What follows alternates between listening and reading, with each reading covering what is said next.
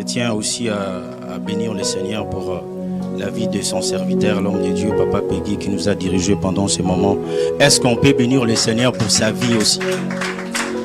Vous savez, avec lui, on s'est connus il y a très longtemps. C'est pas ici en tout cas. Alors c'est pour moi un frère. On dit Ndegonanga vraiment. Papa Peggy, c'est un homme de Dieu bien, un homme de Dieu très doux, très humble, très exceptionnel. Et je bénis le Dieu pour ce qu'il est, pour tout ce qu'il accomplit dans cette église. On peut encore mieux faire, s'il vous plaît. Merci. Alors je tiens à dire merci à celui que Dieu a établi comme berger aussi de cette église. Et avec lui, on s'est connus aussi il y a très longtemps. Vous savez, nous, Dieu quand même nous a fait grâce d'avoir plusieurs pasteurs dans la famille. Et moi, j'ai eu la grâce de voir mes aînés servir le Seigneur. Vous savez, je me rappelle encore quand le Seigneur m'a adressé un appel au ministère. C'était pas facile, je disais. En tout cas, c'est venu au moment où je m'y attendais le mois. C'était trop tôt. Il aurait dû peut-être me laisser un peu vivre ma vie à ma manière. Mais Dieu en avait décidé autrement. Et quand j'ai eu à comprendre que lorsque nous venons à Christ, nous lui donnons notre vie. C'est-à-dire que nous n'avons plus de vie. La seule vie qu'on avait, c'est ce qu'on a donné à Dieu. Donc c'est à lui de nous diriger comme il le veut. Et lorsque j'ai encore compris que la seule raison pour laquelle nous vivons, c'est de faire la volonté de Dieu, alors je finis par me fléchir à la volonté de Dieu. Alors pendant ces moments de lead que moi j'ai leadé, et ils étaient déjà en avance, ils servaient. Alors ils étaient tellement très conscients dans leur appel. Alors je voyais, il encadrait des jeunes, il organisait des activités, il tenait des campagnes. Et on était très super contents de dire, lui là c'est notre grand frère. Et à la maison on l'appelait Évangile. Et après un moment il est passé d'Évangile à révérend. Et ce que je retiens encore, c'est que il avait l'habitude de prier beaucoup la nuit. Et quand il priait la nuit, moi j'avais des sentiments. La première, c'est que je disais d'abord à VOS, prier le bandaté, le pangam néné, s'il le dérange. Mais après, c'est que j'aimais quand même ce qu'il faisait. J'aimais ce qu'il faisait en fait quand il priait, il chantait, il louait Dieu. Tu sentais qu'il était dedans dans ce qu'il faisait. Il était vrai dans ce qu'il était. Et par moments, quelquefois, j'avais envie d'aller les rejoindre. Je dis non, appelle maintenant mon gars, t'as Boutou. Non, ils ont vraiment pas si. Mais aujourd'hui, quand je vois tout ce que le Seigneur a accompli avec lui, tout ce qu'il a, on dirait, ça ne m'étonne pas. Ça ne m'étonne pas. Et je bénis le Seigneur pour sa vie, pour la vie de son serviteur, le pasteur Martin. Est-ce qu'on peut bénir le Seigneur pour tout ce qu'il est pour notre vie, pour tout ce qu'il fait? Vous savez, moi, j'ai appris à ne pas minimiser ou mépriser le faible commencement. Et je crois que par la grâce de Dieu, cette église va très bientôt connaître une explosion. On peut aussi bénir le Seigneur pour tout ce qu'il est sur le point d'accomplir.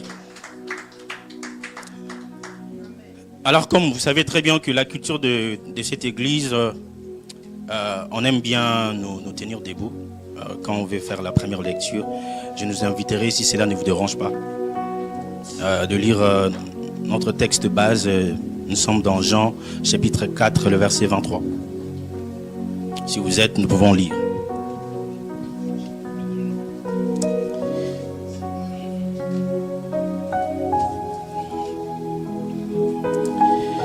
Lisons dans le nom de Jésus. Mais l'heure vient, et elle est déjà venue, où les vrais adorateurs adoreront le Père en esprit et en vérité. Car ce sont là les adorateurs que le Père demande. On peut acclamer et nous pouvons reprendre notre place. Merci beaucoup. Alors c'était là notre texte de base. Pour ceux qui savent déjà, chaque dimanche de ce mois, nous parlerons d'un merveilleux thème. C'est adorer le Père en esprit et en vérité. C'est vraiment très important pour nous parce que cette église a pour vision de transformer un peuple idolâtre en adorateur de Dieu. Donc quand on parle de l'adoration, c'est vraiment notre nourriture. Amen. Alors, il est question ici de l'adoration. Adorer le Père en esprit et en vérité. Je commencerai aussi par poser quelques bases aussi qui est liées à l'adoration. Vous savez, parce que quand on parle de l'adoration, très souvent, lorsque les gens parlent de l'adoration aujourd'hui, ils ont généralement à l'esprit une forme. C'est-à-dire qu'il associe quelquefois à un style de musique ou bien à une activité. Quand on parle de l'adoration, ils disent peut-être que quand un chant de musique est exécuté avec une vitesse très lente, c'est qu'il s'agit bien de l'adoration. Et quand c'est trop vive, c'est trop forte, la dynamique est beaucoup plus mouvementée, il s'agit bien de la louange. Alors, nous allons à la lumière plutôt de la parole de Dieu, nous faire comprendre que l'adoration n'est pas premièrement d'abord une activité extérieure. C'est d'abord ce qui se passe à l'intérieur de nous. Amen. Alors, l'adoration dans la Bible déjà remonte au premier récit de la Genèse. Ici, je vais parler d'Adam et de Ève. Vous savez que Adam et Ève, depuis le jardin, ils étaient en communion avec Dieu. Donc, ils adoraient Dieu en lui obéissant et en faisant sa volonté. Et plus tard, nous découvrons que la chute est survenue lorsque Adam a désobéi au seul commandement que Dieu avait donné. Donc, Adam et Ève, ils ont commencé d'abord par adorer Dieu. Nous le verrons encore plus tard.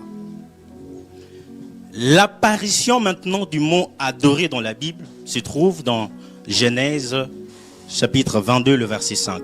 Mais l'activité de l'adoration existait déjà bien avant. Parce que la loi de la première mention n'exclut pas une existence antérieure de la chose. Vous voyez, parce que l'adoration a commencé d'abord au ciel avant d'être vécue ici sur terre. Avant d'être manifestée sur terre. C'est pourquoi nous pouvons lire dans les livres d'Apocalypse Jean en train de décrire une scène d'adoration au ciel. C'est là-bas que ça a commencé. Alors, je nous invite à lire Genèse chapitre 22, à partir du verset 1 au verset 5. Nous allons lire ça ensemble.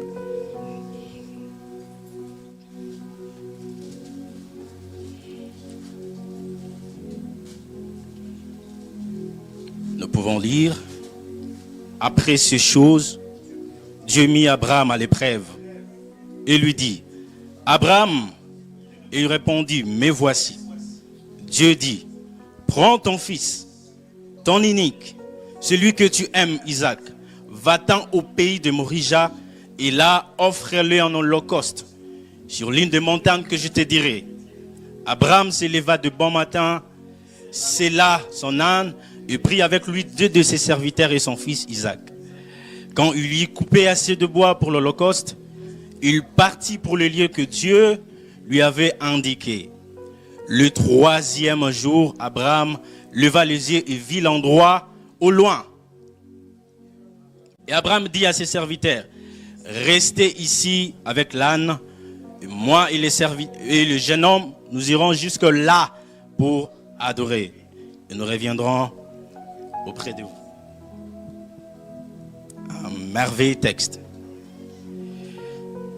Dieu a mis Abraham à l'épreuve. Il a dit, Abraham, donne-moi ton fils, ton unique, celui que tu aimes. Et Abraham a pris tout ce qu'il fallait et avec ses serviteurs, ils se sont mis en route pour le lieu où Dieu l'avait indiqué. Alors, quand il a aperçu au loin le lieu du sacrifice, Abraham dit à ses serviteurs, restez ici, car moi et le jeune homme, nous irons jusque là pour adorer. C'est ici, c'est dans ce verset que se trouve la première apparition du mot adorer dans la Bible. Alors, retenez déjà ici que les accessoires de la première histoire de l'adoration, ici ça consistait juste à un couteau, à 2 bois, ça consistait justement, il fallait le feu, hein? C'est-à-dire que ça n'avait rien à voir avec la musique. Ici, il ne s'agissait pas de quelle musique on va chanter, il s'agissait d'abord de l'acte de l'obéissance. Amen. Les accessoires de la première histoire de l'adoration n'étaient pas le micro, n'étaient pas le guitare, les instruments. Il s'agissait de quelque chose d'autre. Parce que ici déjà, lorsque Abraham est en train de dire, dans ses propres paroles, il dit pour aller adorer. Quand il dit restez ici et moi les jeunes hommes nous serons allés adorer, c'est qu'Abraham voulait dire par là, c'était pour aller offrir en sacrifice ce qu'il avait de plus cher. Amen. C'est ce qu'Abraham appelle adorer. Et souvenez-vous encore de la partie où on a lu, il a dit à ses serviteurs, restez ici. Il les a demandé de rester là. Parce qu'il veut ici nous montrer que l'état d'esprit de la véritable adoration ne commence pas encore quand on est avec les autres. Ça commence quand on est seul avec Dieu et on lui offre un sacrifice. On lui offre ce qui nous coûte le plus cher. Amen. Dans l'adoration, nous donnons à Dieu ce que nous avons le plus cher. C'est ça l'enseignement que Abraham nous donne.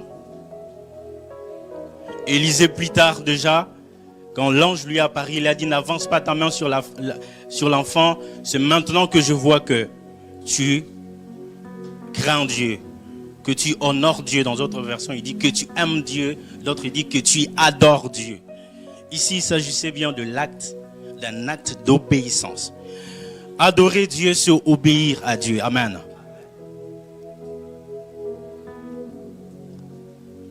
Et toujours dans le livre de la Genèse, nous voyons encore plusieurs exemples d'adoration, à l'instar ici de Caïn et Abel.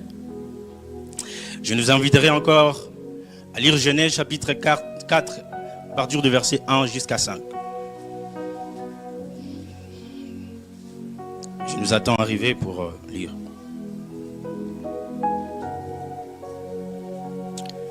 Lisons au nom de Jésus. Au bout de quelque temps, Caïn fit à l'Éternel une offrande des fruits de la terre. Et Abel de son côté en fit une de premiers-nés de son troupeau et leur graisse. La suite dit, l'Éternel porta un regard favorable sur Abel et sur son offrande. Mais il ne porta pas un regard favorable sur Caïn et sur son offrande. Et Caïn fut très, très irrité. Je me rappelle encore quand on était tout petit, on nous a enseigné comme quoi que le fruit ou les légumes de Caïn étaient pourris. C'est pourquoi il n'a pas été agréé par Dieu. Alors, nous voyons que ici, la Bible dit noir sur blanc, que Dieu, il porta d'abord un regard favorable sur Abel. Après, il a porté un regard favorable sur son offrande. Il n'a pas commencé à porter un regard favorable sur Caïn. Et comme retombé, son offrande n'a pas non plus été agréée par l'Éternel. Ici, ce n'est pas l'apparence physique ou extérieure de l'offrande qui compte, mais c'est la disposition intérieure du cœur qui compte. L'adoration est une disposition intérieure du cœur d'abord. L'adoration commence à partir de l'intérieur avant de devenir extérieure. Si ta vie n'est pas d'abord agréée par Dieu, sache que tu n'es pas un adorateur. Si ta vie n'est pas encore agréée par Dieu, tout ce que tu fais par Dieu pour Dieu plutôt, n'est pas une adoration. Quel que soit ton service, tout ce que tu peux faire, si ta vie d'abord n'est pas agréée, tout ce que tu fais ne sera pas non plus agréé par Dieu. Parce que de nos jours, nous avons plusieurs adorateurs que sur l'estrade. Il est adorateur parce que c'est lui qui prêche, parce que c'est lui qui chante, parce que c'est lui qui doit accueillir les gens. Mais dans la maison, il n'est pas adorateur. Dans la fac, il n'est pas adorateur. Dans le travail non plus. Dieu veut que nous puissions traiter d'abord le cœur. C'est pourquoi la vie de recherche que Dieu a lancée, il a dit, il ne cherche pas l'adoration, mais l'adorateur. C'est ce que tu es d'abord qui compte pour Dieu. Ce n'est pas ce que tu donnes à Dieu qui compte. Dieu aimerait par ces messages traiter d'abord avec nous intérieurement, de manière personnelle. Commencez d'abord par quand je parle de l'adoration comme étant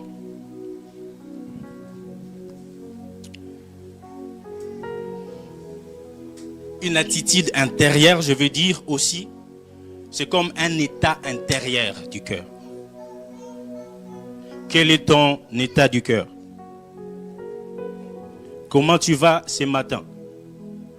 Si on veut faire un petit check-up pour tester voilà, la disposition de ton cœur, qu'est-ce qu'on verra dedans? Tu seras agréé par Dieu aujourd'hui ou non? Parce que le psalmiste est en train d'affirmer l'ultime priorité de l'humanité avec un appel sincère à adorer Dieu. J'aime ce que le psalmiste a dit. Il a dit, rendez au Seigneur la gloire due à son nom. Parce que l'adoration, c'est notre devoir pour le temps et l'éternité. Le but pour lequel Dieu a créé l'homme, c'est pour être comme lui, être à son image.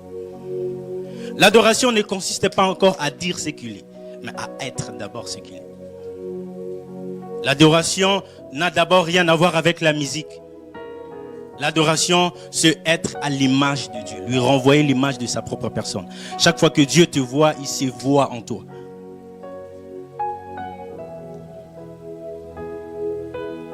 L'adoration consiste à développer une relation de cœur à cœur avec lui et de le laisser travailler notre cœur d'abord. Abraham nous a montré l'état d'esprit de la véritable adoration. Ça commence quand on est seul. Il a demandé à ses serviteurs de rester. Il est parti seul avec les jeunes hommes. C'est quand tu restes toi-même avec Dieu, tu dis, Seigneur, je vais te ressembler.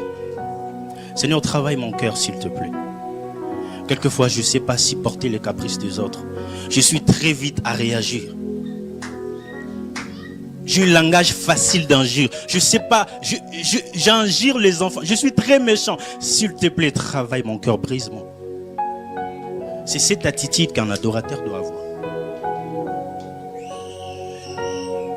Tu plaires à Dieu juste pour ta propre transformation. Pour améliorer la qualité de votre vie avec lui. Non pas parce que quand tu as un problème administratif, que tu viens pleurer dans la présence de Dieu. Oh Seigneur, si tu ne fais pas, ton fils est là. Tu ne sais pas.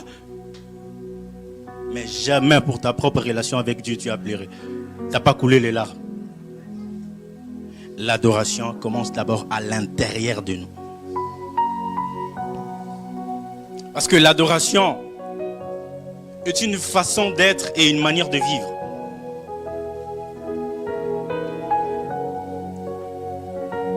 La manière dont tu vis, ce que tu es, ça définit si tu l'es ou pas. Et tu ne peux pas les cacher. Dans le toi réel, dans le toi qui est seul avec Dieu, tu sais que non. J'ai des soucis, j'ai de gros soucis avec Dieu. Seigneur, ça là. Il faut que je fixe ça, il faut que je fixe ces problèmes. Mais il faut être intentionnel et rester toi seul avec Dieu. Dis, s'il te plaît, brise encore ces côtés le plus résistants de mon cœur. Je vois que même quand il nous arrive des disputes dans notre couple, je ne sais pas faire le premier pas. Je laisse la colère prendre le devant. Je laisse les émotions diriger mes actions. Je perds tellement le contrôle. S'il te plaît, brise-moi encore, brise-moi, brise mon cœur.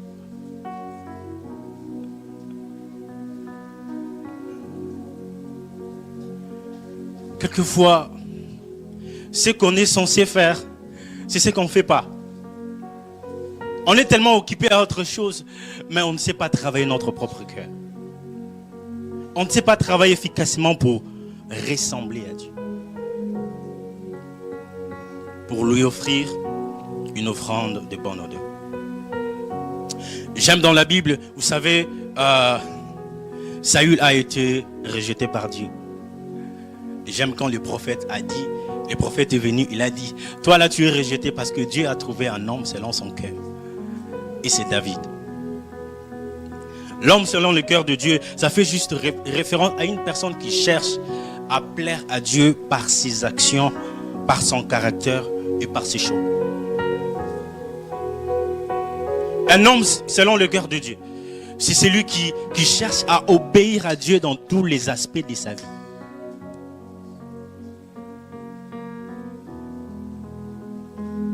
Et nous savons la suite, c'est que la plus grande partie même de ce que nous faisons aujourd'hui dans le domaine d'adoration, ça vient de David. Parce qu'il était un homme selon le cœur de Dieu. Sinon, simplement, nos conversations, même sur l'adoration, finiraient simplement par utiliser le mot comme sacrifice, couteau et tout ça. Mais David a instauré un tout nouveau style de vie qui comprenait justement des chants, des cris, des applaudissements, des paroles, des danses, des instruments de musique. C'est David qui l'a ramené parce qu'il sait se tenir dans la présence de Dieu. C'est un homme selon le cœur de Dieu.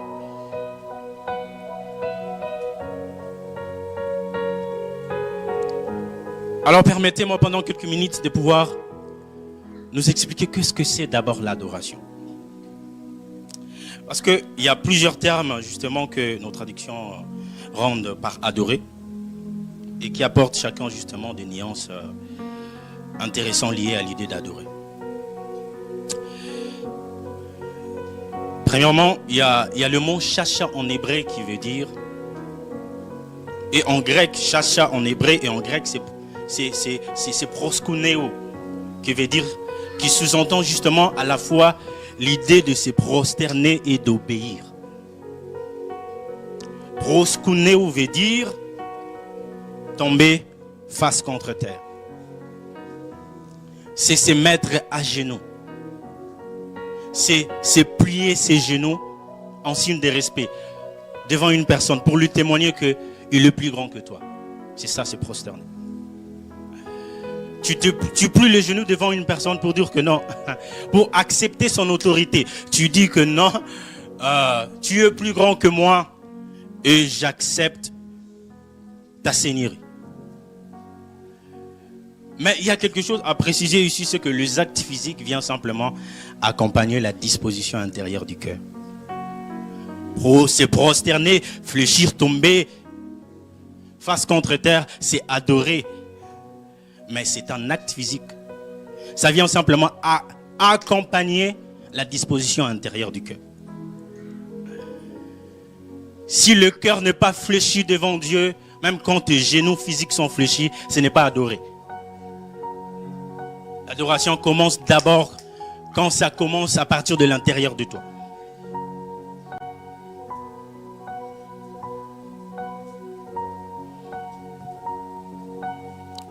Il y a aussi un second mot en hébreu qui est toujours traduit par adorer, c'est aboda et en grec latreo. Ici, ça pousse justement à la notion de service. Adorer veut dire aussi servir. Parce que le culte que nous donnons à Dieu consiste en quelque chose de beaucoup plus précis.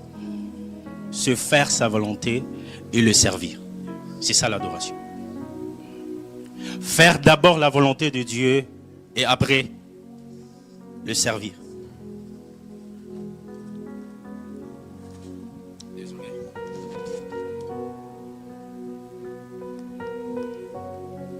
C'est pourquoi lorsque Christ fut tenté par le diable, vous savez la réponse de Jésus, il dit: retire de toi Satan, car il est écrit que tu adoreras le Seigneur ton Dieu et tu le servira lui seul. C'est-à-dire, on ne peut pas dissocier l'adoration avec le service.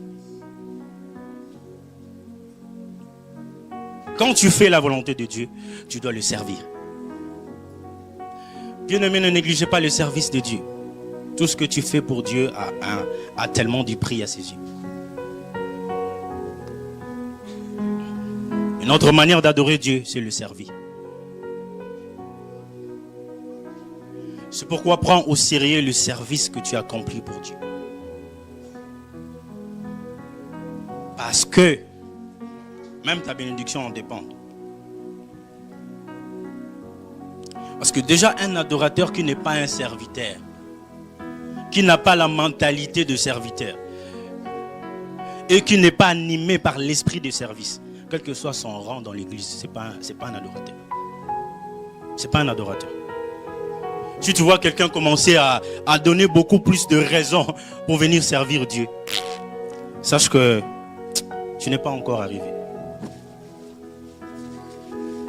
Parce que l'adoration consiste à offrir à Dieu ce que nous avons le plus cher. Quelquefois, c'est le temps que tu as. Tu as fini le boulot en retard, mais tu dis non, je dois aller faire ce travail à l'église. Tu dis, Seigneur, c'est bien que je suis fatigué, mais je dois quand même consacrer ces moments avec toi.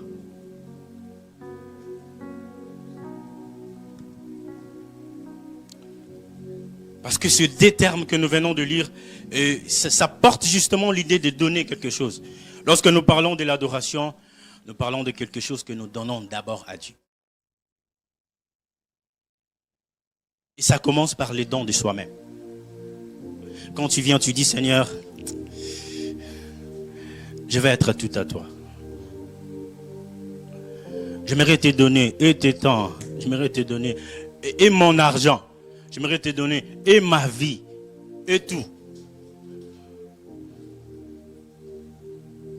L'adoration nous coûte quelque chose. Lorsque nous parlons de l'adoration, nous parlons de quelque chose qu'il faut donner à Dieu. On donne à Dieu de l'obéissance.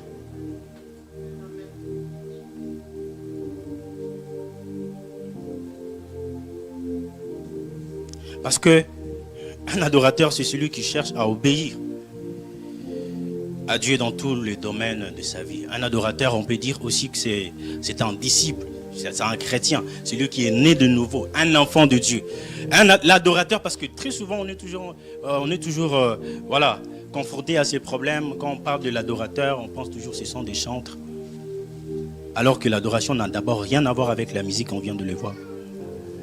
Ceux qui servent au protocole, ils sont adorateurs. Ceux qui servent à l'évangélisation, ils sont adorateurs. Ceux qui servent à l'intercession, ils sont adorateurs. Tout enfant de Dieu, né de nouveau, qui obéit à la volonté de Dieu, est un adorateur.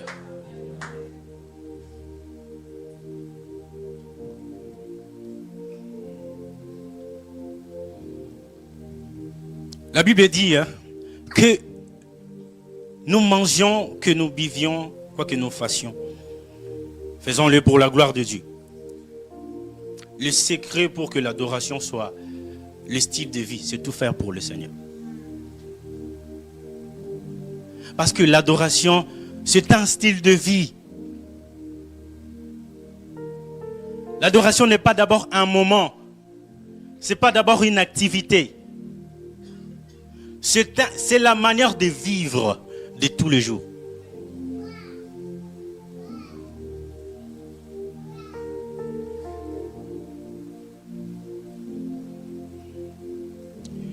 Mais j'aimerais aussi nous parler quand même de la dimension extérieure de l'adoration, parce qu'il existe ce qu'on appelle les expressions de l'adoration.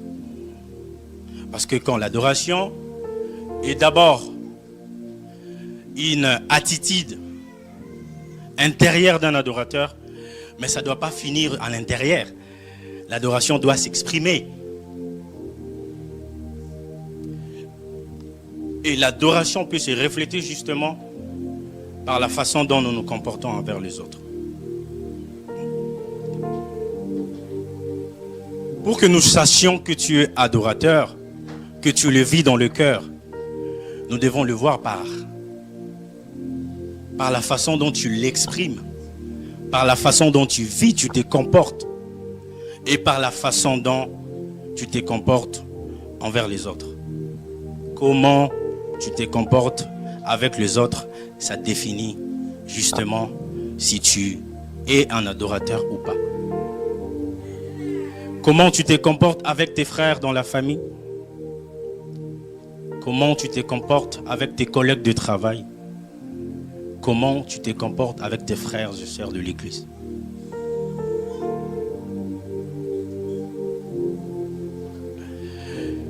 Tu sais, même quand tu es aisé plus que les autres, le fait que tu sois tellement dans le confort, cela ne t'empêche pas de respecter l'autre. Cela ne t'empêche pas d'honorer l'autre. Cela ne t'empêche pas de considérer l'autre.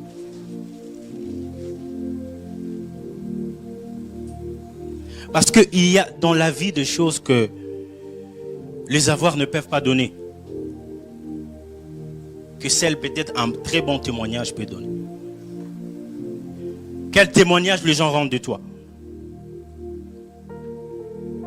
Si on s'est décidé avec le pasteur, on s'est dit, ouais, voilà, on va faire le tour de maison, voilà, avec notre micro-trottoir, pour aller questionner les enfants.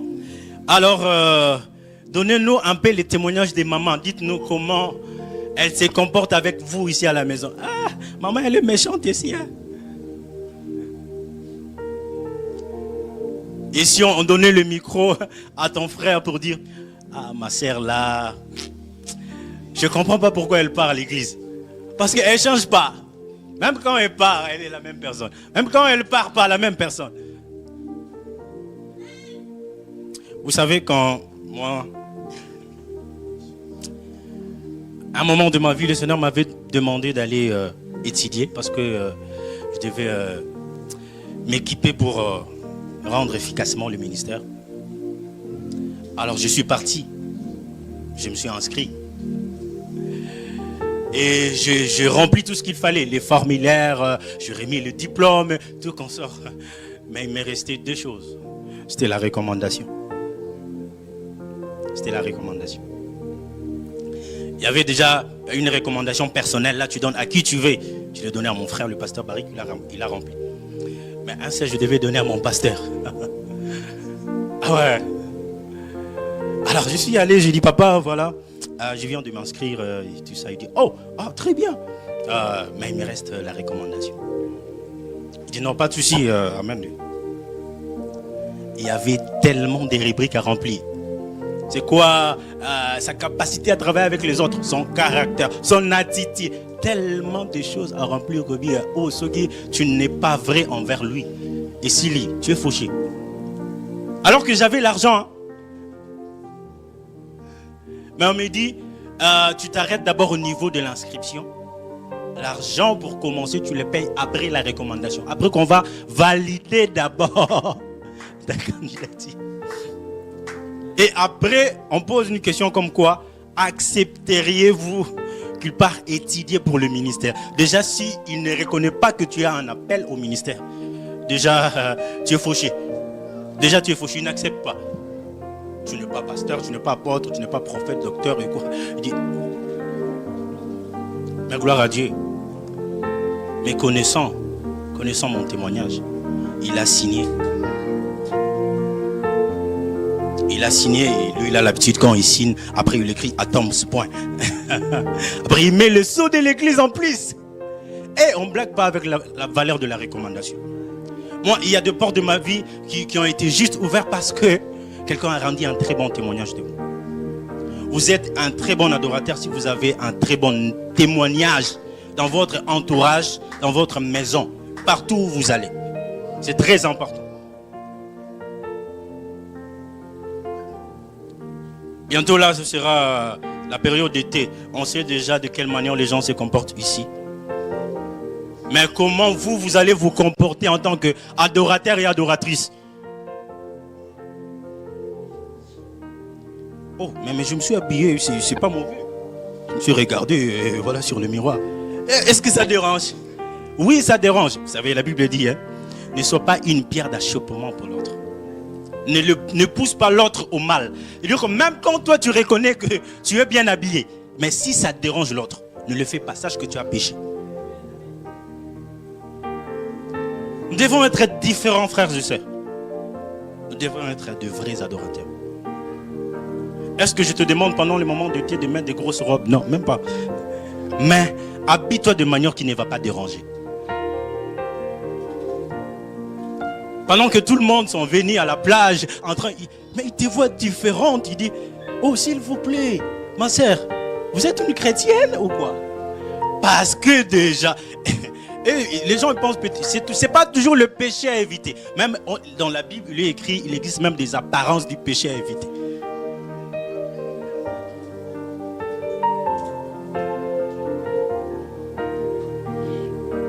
L'adoration peut être exprimée en partageant l'amour autour de nous.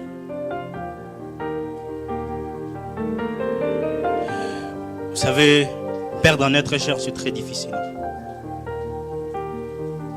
Quelquefois, quand tu perds quelqu'un que tu aimais, tu dis, J'aurais voulu qu'il soit encore là pour que je lui dise combien je l'aimais. Pendant que tu es là, pendant qu'il est là, exprime de l'amour envers tout le monde. L'adoration peut s'exprimer en partageant l'évangile. Combien de gens que tu loupes en route? Quelquefois tu sens que lui là, en tout cas, je le vois abattu. Est-ce que je ne peux pas l'approcher juste pour parler de Dieu? 2 minutes, vite fait, vite fait. Et puis je prie avec lui. Vous pensez que vraiment ça, c'est juste le rôle du pasteur? Pourquoi le révérend, il se tient ici, il vous prêche tout le moment? C'est pour que vous commencez à jouer votre rôle.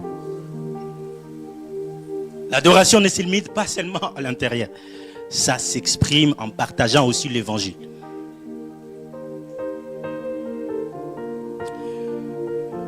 Tu ne peux pas avoir honte de Dieu. Il faut être libre de témoigner sa foi. Vous avez des opportunités, vous avez des gens à ramener ici dans cette église, mais vous ne le faites pas. Bon, peut-être que vous ne connaissiez pas. Mais aujourd'hui, Dieu vous parle que vous pouvez adorer en partageant l'évangile. Si tu ne sais pas le prêcher, tu n'as pas de verset, invite lui-même à l'église. Ici, il va écouter, il sera exposé à la parole de Dieu.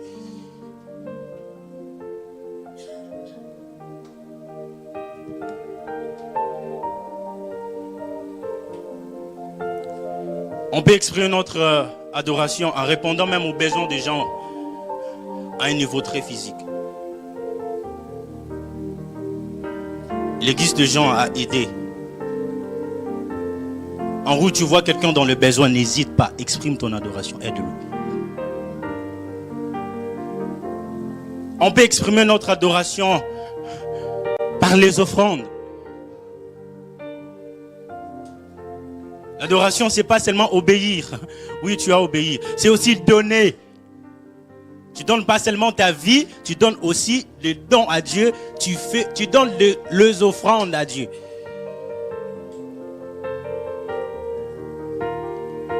Beaucoup adorent Dieu que par la bouche. Quand il s'agit des moments d'adoration. Oh bien-aimé, adore ton Dieu. Oh Dieu, je t'adore. Alors que l'adoration au Dieu attendait de toi en ce moment, c'était d'étendre ta main ici. Ici. Dieu, oh, mais j'attendais de lui de venir. Moi je l'attendais ici, mais je n'ai pas compris, il n'est pas venu. Pourquoi il est resté là-bas? Apprends à adorer Dieu par tes biens.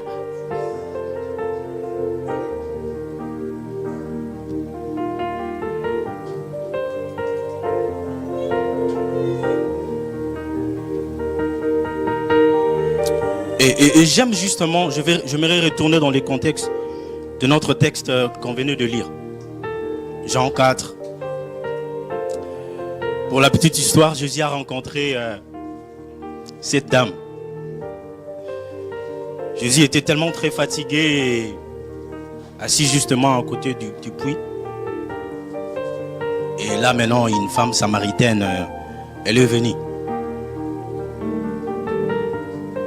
Et il était presque midi. Et Jésus dit, bon, comment faire pour engager une discussion avec cette dame? Jésus dit, bon, il faut que j'utilise un peu une approche. Il dit, bon, voilà la stratégie. S'il te plaît, donne-moi de l'eau à boire. Oh, la femme étonnée dit, oh, comment toi qui es un juif, me demandes-tu à boire? À moins qu'il y ait une samaritaine. En réalité, il n'existe pas de relation entre nous. Oh, ces textes, quelquefois on les lit, mais on essaie un peu, bon, voilà, on ne prend pas très soin de pouvoir sonder un peu le contexte pour savoir pourquoi cette dame a dit ça. Pourquoi il n'y avait pas une relation entre les Juifs et les Samaritains? Pour la petite histoire, c'est que et le Samaritain et le Juif, ils sont tous de la même nation. Ils sont frères en fait.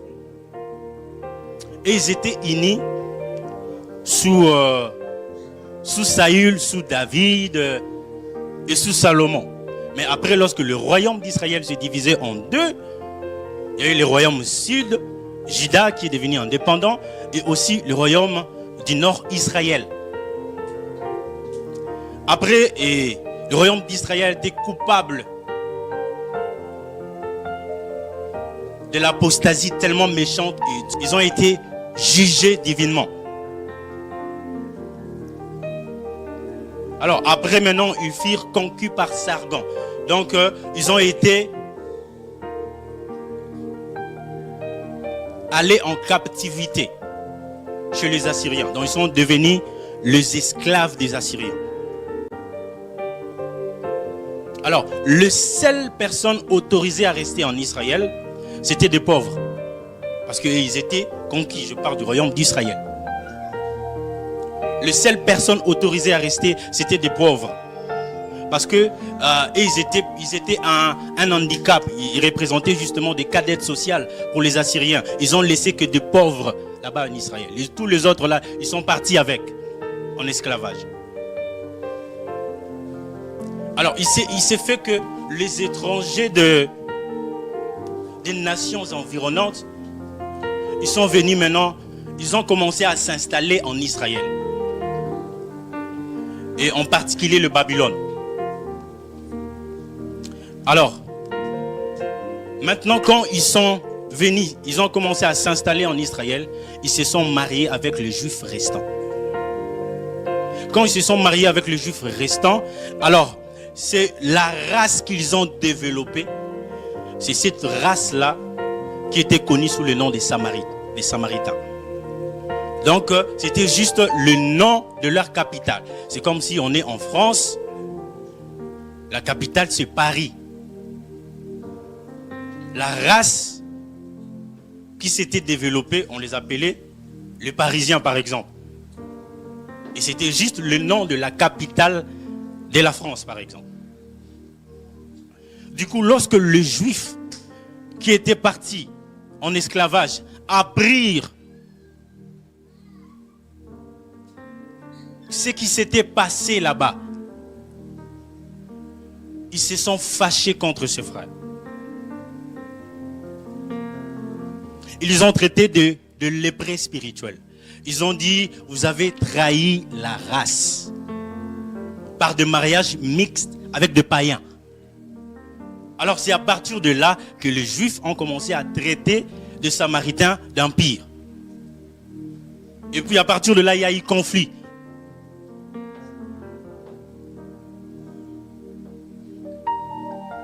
Déjà, vous voyez l'étonnement de la femme. Cette femme a dit, pourquoi me demandes-tu à boire à moi qui est une Samaritaine? Parce que nous n'avons pas de relation.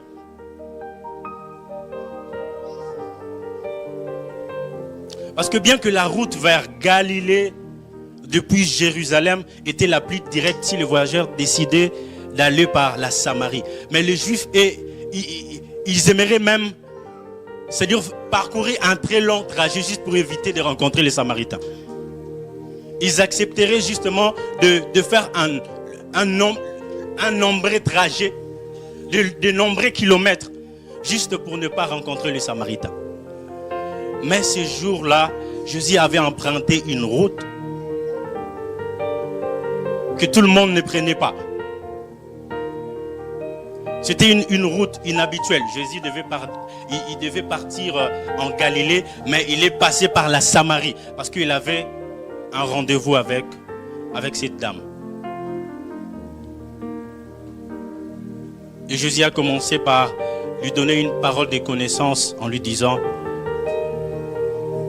va et appelle ton mari.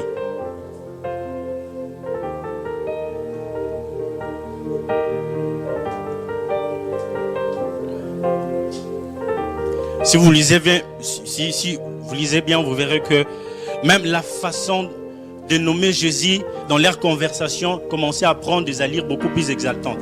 Cette femme a commencé par, il n'y a pas relation entre nous deux. Mais après il dit, Seigneur, je vois comme si tu es prophète. Après, Elle est allée rendre témoignage en disant, venez, j'ai rencontré quelqu'un qui m'a dit tout ce que je fais. N'est-ce pas lui le Christ qui devait venir?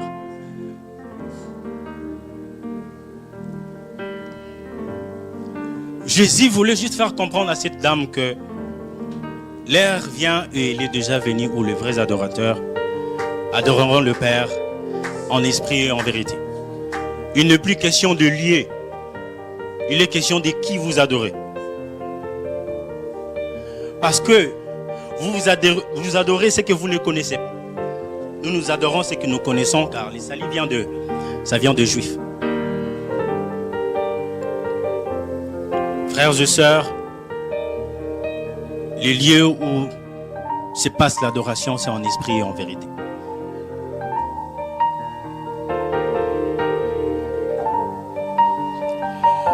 Voyons voir que signifie adorer en esprit pendant quelques minutes. Puisque nous parlons d'adorer le Père en esprit et en vérité. Je ne suis pas sûr d'avoir tout parlé. J'ai juste dit ce qui devait être dit pendant ce moment sur l'adoration pour nous faire comprendre ce que c'est vraiment de l'adoration. Maintenant, permettez-moi pendant quelques minutes de vous parler de adorer le Père en esprit. Jésus dit, l'heure vient et elle est déjà venue où les vrais adorateurs adorant le Père en esprit et en vérité. L'esprit ici, le mot esprit ici, c'est avec le E minuscule. Ça fait référence à l'esprit humain. Ça fait référence à notre homme intérieur qui est créé à l'image de Dieu. Adorer le Père en esprit. Parce que l'esprit, c'est la partie de l'être humain qui est en communion avec Dieu. Qui peut se communiquer avec Dieu. Parce que l'esprit est la nature authentique de Dieu. Dieu est esprit. Il faut que ceux qui l'adorent d'abord en esprit.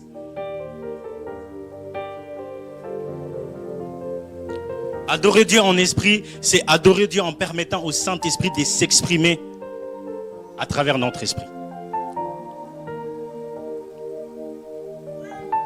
Adorer Dieu en esprit signifie que c'est une adoration supposée venir d'abord du plus profond de nous. Adorer Dieu dans son esprit, adorer Dieu d'abord par ses pensées.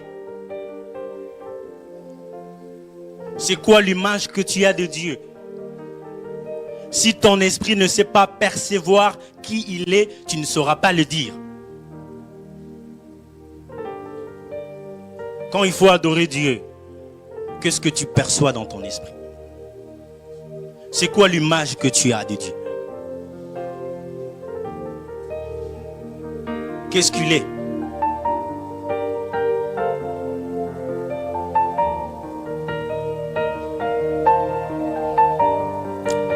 Et Paul a compris Paul a très bien compris ce genre d'adoration. Et il a dit quelque part dans Romains, en le verset 9, il dit, le Dieu que je sers dans mon esprit. Adorer Dieu, ça commence d'abord en esprit. Si ton esprit n'est pas encore en contact avec Dieu, sache que tu n'es pas encore commencé à adorer.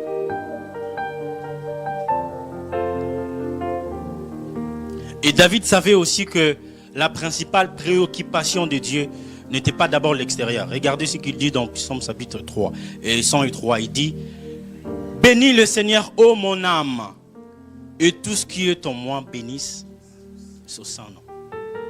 Il a commencé par bénir Dieu. Et là, il s'adresse à son âme d'abord de bénir Dieu.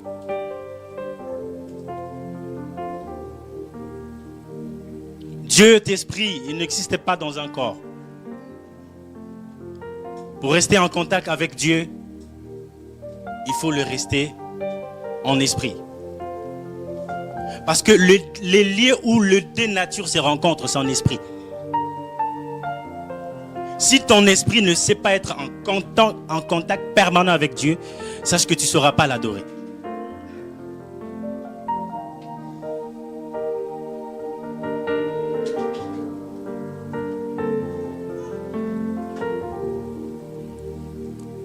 Adorer Dieu en vérité. Et cela signifie.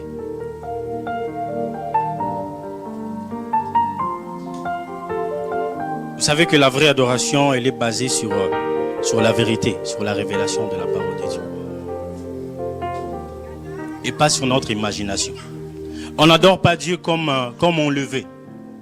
On adore Dieu comme il aime. Parce que l'adoration n'est pas simplement un exercice émotionnel avec des mots divins, non. Ce n'est pas des sons qui induisent justement un certain sentiment. Non, ce n'est pas d'abord ça. La véritable adoration est une réponse suscitée par la vérité que Dieu a révélée. C'est ça, adorer Dieu en vérité. Conformément à la vérité qu'il a révélée.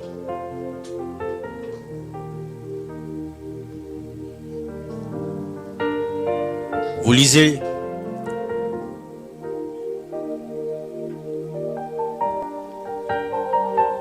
beaucoup la Bible. Vous méditez à chaque moment. Est-ce que vous faites ce que la Bible vous recommande? Est-ce que vous appliquez ce qui est révélé au sujet de Dieu?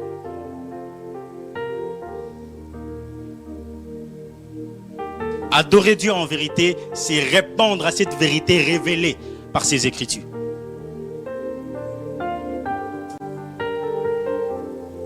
Parce que déjà, la vérité est une condition préalable pour une adoration acceptable. Pour une adoration acceptable. Ton adoration ne sera pas véritable si elle n'est pas basée sur la vérité de la parole de Dieu. Tout ce que tu veux dire au sujet de Dieu, ne l'improvise pas. Ça se trouve dans la parole. Ne l'improvise pas. Donc c'est comme si vous voulez peut-être m'offrir un bouquet de fleurs. Avec une très bonne attitude, quoi. Vous l'avez fait de très bon cœur. Non, j'aimerais l'offrir. Mais alors que moi, j'aime des chocolats. Hein? Donc, il aurait mieux fallu d'abord s'enquérir d'abord de mes goûts. Et exactement, Dieu a des goûts et des préférences. Et c'est révélé dans sa parole. C'est ça, adorer en vérité. Adorer en vérité, c'est être vrai. C'est être vrai. Être la même personne dedans, être la même personne à l'extérieur, en public. Adorer Dieu en vérité, ce n'est pas une vie de duplicité. Ce n'est pas une vie de double nature. Ce n'est pas que ici tu nous donnes un autre visage et ailleurs tu es une autre personne. Le pasteur ne peut pas les reconnaître, mais Dieu le sait, il le voit. Et vous savez quoi? C'est le péché qui peut empêcher l'adoration. Vous ne pouvez pas adorer Dieu si vous avez des péchés non confessés. Dieu veut commencer d'abord à traiter le cœur, nos cœurs. Il dit, je veux, vaillant héros, que vous puissiez m'adorer en esprit et en vérité. Il dit, soyez vrais envers moi. Ça ne sert à rien de continuer à vivre comme tu le veux. Est-ce que tu ne peux pas dire à Dieu, non, à partir de maintenant, j'aimerais vivre conformément à ta volonté. J'aimerais vivre en harmonie avec ta volonté. J'aimerais t'obéir dans tous les aspects de ma vie. Qu'est-ce qui t'empêche d'adorer Dieu en esprit et en vérité? C'est quoi ces péchés-là qui t'empêchent d'être vrai? C'est quoi ces problèmes-là qui t'empêchent de pouvoir être un reflet de l'image de Dieu? La nature de Dieu en toi est déformée. C'est parce que tu as développé une mauvaise attitude. Est-ce que quelqu'un aujourd'hui, il aimerait un peu dire, il sent dans son cœur ce besoin de pouvoir prendre la décision de dire, Seigneur, je crois que... Non, j'étais un peu instable pendant un long moment. Maintenant, je voulais que tu me fixes. Il se peut que pendant que tu suis en train de parler, toi-même, tu es en train de revoir cette scène, de penser à la chose et dire que non, ça je dois corriger. Ça je dois enlever. Ça, je dois le retirer de mon cœur.